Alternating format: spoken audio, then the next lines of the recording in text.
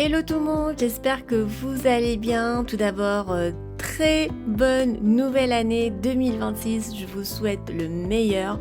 Je vous souhaite de vivre d'excellentes expériences cette année, de pousser vos limites, de vivre de votre passion et d'être toujours rayonnant, rayonnante et vraiment de profiter de la vie, profiter de chaque instant qui nous est autorisé, qui nous est offert dans cette vie. Vous écoutez Vivre de sa passion avec Safanéry. Aujourd'hui, nous allons parler d'un sujet qui nous importe tous et c'est pourquoi nos résolutions échouent. Et surtout, on va parler de comment y remédier, parce que voilà, c'est hyper important. Alors j'ai une question à vous poser avant de commencer, mais il faut vraiment être honnête avec vous-même. C'est combien de vos résolutions de janvier, les résolutions qu'on établit chaque début d'année, donc combien de résolutions de l'année dernière, de 2025, avez-vous vraiment tenu ? Essayez de... Si vous pouvez retrouver cette liste d'objectifs, de résolutions que vous avez établies l'année dernière, ça serait pas mal. Mais comme ça, posez-vous la question. Posez-vous la question, demandez-vous si vous avez atteint 50%, 70%, 90%, 100% des objectifs. Ça serait pas mal à savoir parce que la dure vérité, c'est que selon les études, 92% des résolutions échoue avant le mois de février. C'est marrant parce que je pense que les salles de sport ont très bien compris ça. Début du mois de janvier, il y a tout le monde qui s'inscrit, des abonnements à la salle de sport. Et puis au bout de la 6e semaine, ils voient déjà leurs membres, les membres du club, ne plus venir. C'est au bout de la 6e semaine, ça c'est connu. Pour les résolutions, de manière générale, c'est un peu pareil. Et le vrai problème n'est pas le manque de motivation. On est motivé à perdre du poids ou à être en bonne forme. Mais le problème, c'est le manque, pas vraiment le manque, mais c'est plutôt l'absence d'un système. Un système qui fonctionne, qui fait qu'on n'a pas trop à débattre avec soi pour progresser, pour atteindre ses objectifs. Et d'ailleurs, c'est pour ça que, entre parenthèses, j'ai créé Leader Planner, qui est un système qui transforme les grandes idées en actions concrètes, qui est disponible. D'ailleurs, je vais vous le mettre un peu en description, c'était pas vraiment le sujet, mais why not, si ça peut vous intéresser. Donc aujourd'hui, on va parler de pourquoi on continue à échouer avec sa liste des résolutions et surtout comment briser ce cycle. Alors le premier point, c'est qu'on confond souvent rêve et objectif. Par exemple, je rencontre des gens qui disent moi je veux vivre de ma passion. En fait, ça c'est pas un objectif, c'est un vœu, c'est un souhait. Les entrepreneurs, ils planifient. Ils restent pas dans le théorique. Donc la question que je vais vous poser qui fait un peu mal, si je vous demandais exactement ce que vous allez accomplir le mois prochain pour avancer, est-ce que vous pourriez me répondre en 30 secondes ? Vraiment, vraiment dire exactement les étapes ou les actions que vous allez entreprendre pour atteindre votre objectif. Et donc, ça commence par articuler correctement vos objectifs. Donc, ne pas rester vague, mais être un peu plus précis. Donc, je veux vivre de ma passion, mais qu'est-ce que ça veut dire exactement ?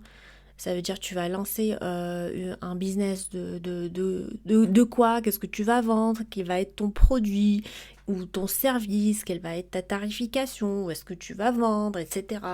Faut être beaucoup plus précis que ça. Le deuxième problème qu'on constate assez souvent, c'est qu'on essaie de tout faire en même temps. Et moi, j'en suis vraiment victime. Je suis victime de ça parce qu'on établit 15 objectifs qui sont vagues et en même temps, on se dit « Oh, comment je vais faire pour y arriver? Ça nous paralyse. Et le problème, c'est la dispersion. C'est vraiment l'ennemi de tout ce qui est réalisation, progrès, développement. On est dispersé, on est... D'ailleurs, en anglais, on dit de shiny syndrome, shiny object syndrome. C'est vraiment quand on est dispersé, on suit les tendances, mais sans jamais se mettre à fond dans une seule activité. Et ça, c'est très mauvais, c'est counterproductive, c'est contre la productivité. Donc, ce que je vais vous dire, c'est au lieu d'essayer de creuser 10 puits en même temps, creusez-en un seul jusqu'à trouver l'eau. Voilà, c'est plus simple, c'est plus efficace et c'est prouvé que ça fonctionne mieux comme ça. Donc si vous voulez lancer un business dans l'immobilier et un autre dans le digital et un autre dans le commerce de proximité, tout ça c'est super, mais il faut en faire un à la fois. Comme ça, vous êtes concentré, vous donnez toute votre énergie et vous réussissez surtout. Le troisième problème, c'est que en général, on pense en 24 heures au lieu de penser en 365 jours. Je m'explique. C'est que chaque matin, on se réveille en mode réactif. Il faut réagir aux emails, il faut réagir aux urgences, aux distractions. Donc on n'a pas vraiment une vision claire de où on doit être dans 3 mois, 6 mois, 12 mois. On est en mode faut faire ce qu'il y a à faire dans l'instant même. Et ça revient à comment vous managez, comment vous concevez votre planning quotidien. Donc, est-ce que vous êtes là à passer du temps sur les réseaux sociaux parce que vous pensez que c'est ça qui va faire progresser votre business? Ou est-ce que vous passez plus de temps dans des choses plus stratégiques? Ou est-ce que vous êtes plus dans la vente? Parce que souvent, les gens, ils sont en train de faire de beaux posts sur Facebook et Instagram, mais au final, c'est pas ça qui leur apporte des clients. Donc, en fait, il faut planifier ses journées et voir, sur 3 mois, 6 mois, 12 mois, où est-ce qu'on va. Ça, c'est vraiment clé de pouvoir toujours, tous les jours, en se réveillant, se remémorer son objectif principal. C'est-à-dire, qu'est-ce qui vous guide à la fin de la journée. C'est un objectif qui est beaucoup plus grand que juste je dois répondre à ce mail, je dois envoyer ce document ou je dois faire ci ou ça. Bien entendu, il y a des choses admin qu'il faut faire, ça c'est nécessaire, mais le fil conducteur doit toujours être est-ce que ce que je fais là va m'aider à atteindre mon objectif ultime. Alors, vous allez me dire, mais c'est quoi la solution donc ? Propose-nous des solutions. Ouais, je suis d'accord. C'est que moi, dans le Leader Planner, si vous pouvez le parcourir, je pense, sur Amazon, vous avez le droit de le feuilleter, vous allez voir que vous avez le droit à 3 objectifs max perso et 3 objectifs max pro par an. Et ça, c'est vraiment les gros objectifs de l'année où vous allez pouvoir vous dire « Ouais, c'est bon, super, j'ai vraiment progressé. » Parfois, ça peut même être 1 ou 2 objectifs par catégorie. Parce qu'on n'a pas besoin de longues listes d'objectifs pour dire que mon année a été formidable. Il faut vraiment comprendre ça, qu'il n'y a pas besoin d'une longue liste d'objectifs et de résolutions. Il faut aussi établir des objectifs qui sont mesurables. C'est-à-dire, mon objectif en 2026, c'est être plus productive. Ça veut dire quoi ? Et il faut être un peu plus spécifique, c'est-à-dire, en 2026, je vais lancer mon produit, je vais générer 10 premiers clients payants en 2 semaines, par exemple. Et donc ça, c'est plus mesurable, mais être plus productif, je peux pas à la fin de 2026 comparer est-ce que j'ai été plus productive cette année ou pas. Il faut qu'il y ait des chiffres, il faut qu'il y ait un peu plus de données pour que je puisse comparer. Moi, ce que j'aime bien faire dans le Leader Planner aussi, c'est que je découpe mes objectifs annuels en objectifs trimestriels. Et donc, chaque objectif annuel se transforme en jalon trimestriel. c'est-à-dire où est-ce que je dois être dans 3 mois pour être sur la bonne trajectoire. Et donc, par exemple, objectif annuel, lancer mon business. Donc, dans le Q1, le premier trimestre, c'est valider l'idée et créer l'offre. Et ça, c'est vraiment concret. C'est-à-dire qu'au bout du 3e mois, je dois avoir validé l'idée et créé l'offre. Et donc, ça entre dans mon objectif principal qui est de lancer mon business. Et donc, une fois qu'on découpe en trimestre, on redécoupe en mois. Donc, chaque jalon trimestriel devient 3 focus mensuels. Le mois, ton unité de progression visible.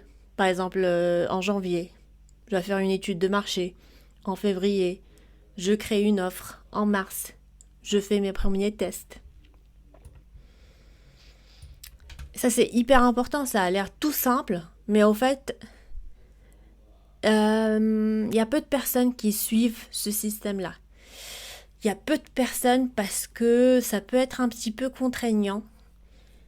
Et contraignant dans le sens où il y a trop de distractions dans la vie. C'est-à-dire à un moment donné, on n'est pas trop motivé, on ne suit plus ses promesses, ou il se passe des choses dans la famille.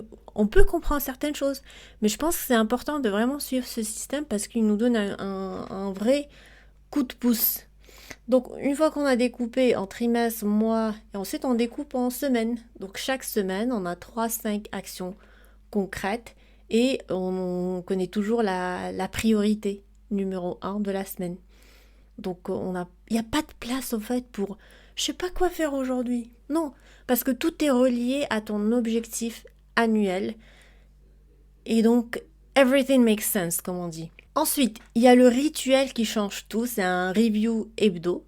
Donc chaque dimanche, moi je le fais quasiment tous les dimanches soirs. Je fais un petit review de ce que j'ai accompli la semaine. Je me pose la question si j'ai avancé sur mes objectifs et quelles sont les priorités pour la semaine qui suit. Je fais la même chose en termes de review mensuel. Est-ce que je suis sur la bonne trajectoire? Est-ce que j'ai besoin de faire des ajustements? Et puis aussi, pareil pour la review trimestrielle. En fait, c'est comme si j'étais moi-même une entreprise. Donc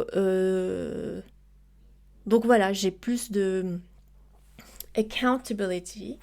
C'est-à-dire que faut que je justifie le temps que je passe à travailler. Est-ce que j'avance? Est-ce que j'avance pas? Est-ce que je traîne? Est-ce que je traîne pas?